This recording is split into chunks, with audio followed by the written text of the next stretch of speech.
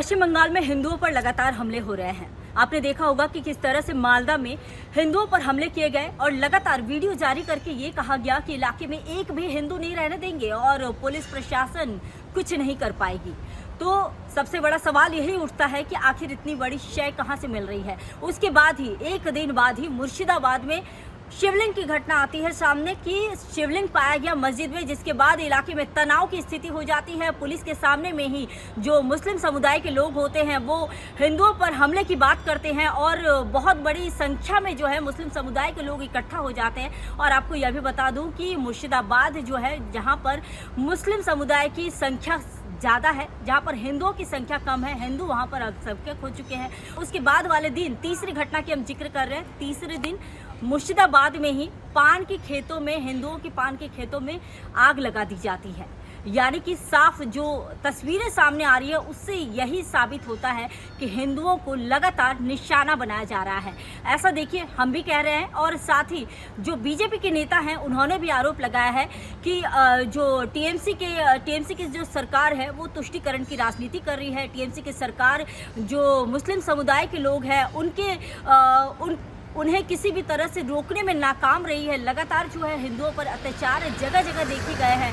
तो इस हमले के बाद जो इस तरह की आग लगाई गई, ये तीसरी घटना थी। जिसके बाद चौथी घटना मैं आपको बताती हूँ। चौथी घटना मेदिनीपुर में हो जाती है, जहाँ पर मेदिनीपुर में कुछ लोग पूजा कर रहे होते हैं। जैसा कि आज से ही नवरात्रि है, आज नव वर्ष भी है, हिंदू नव वर्ष है। तो इसके पहले पूजा पाठ की जा रही थी, जिस पूजा पाठ के दौरान कई मुस्लिम समुदाय के कुछ लोग आते हैं, आकर हमला करते हैं। हमने इन तस्वीरों को दिखाया भी किस तरह से हमला किया गया था।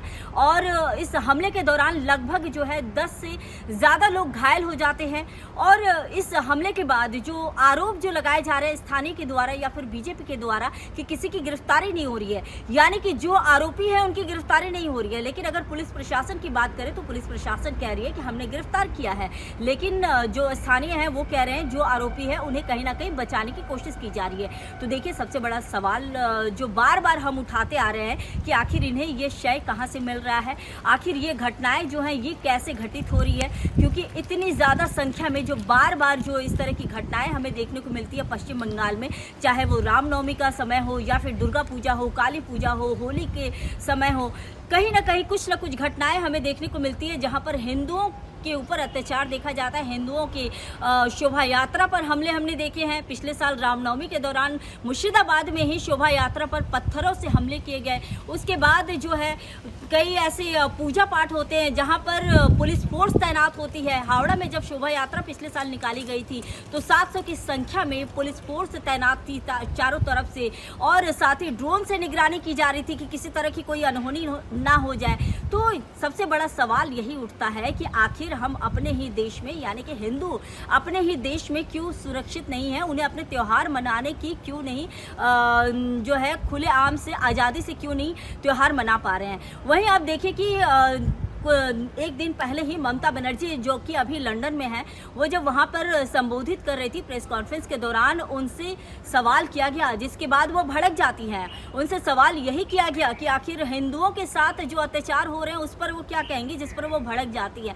तो देखिए हिंदुओं के साथ जो पश्चिम बंगाल में अत्याचार हो रहे हैं, इसकी जो आवाज़ जो है वो सिर्फ भारत तक नहीं है, भारत के बाहर भी जो हिंदू रह रहे हैं वो भी आवाज़ उठा रहे हैं, वो भी इसको लेकर सवाल खड़े कर रहे हैं।